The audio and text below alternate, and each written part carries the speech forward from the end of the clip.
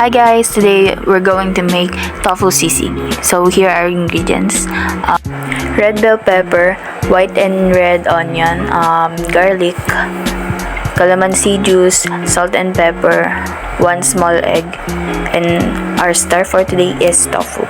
So first, we're going to clean our hands. So before natin i-chop yung tofu, pinatry ko muna siya para hindi siya tumalsik mamaya kapag pinrito na natin. So chinap ko lang siya into cubes. Yes, like that po. Then yan, tinransfer ko na po siya sa lalagyan. Then hindi ko na po napakita.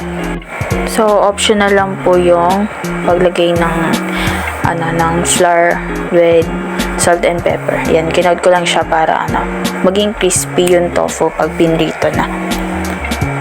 Yan. Kinout ko lang po siya dun sa tofu. So, ayan na po siya. So, next is nagpaint na po tayo ng pan, then naglagay ng mantika. Then, nung uminit na po, yan, pinray na natin yung tofu. Yan, to make. Wait natin until it's golden brown na po. This method called frying.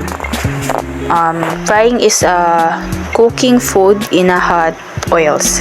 So, sa part po na yun, binabaliktad ko na, or yung part niya na luto na.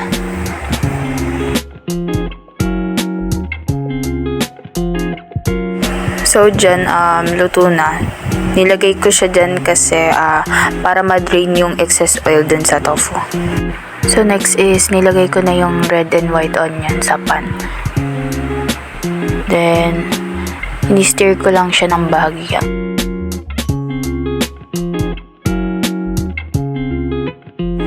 Then, naglagay lang ako ng space for garlic. Yan. Nagay ko na. Then, so this method is called stir frying, a cooking technique that frying small amount of ingredients in a hot oil.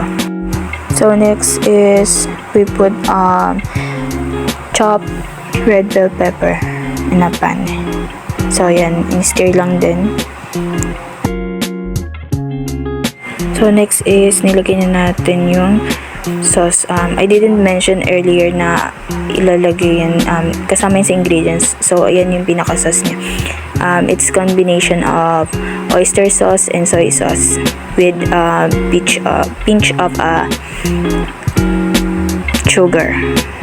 Then yan, nilagay na natin yung white sauce natin.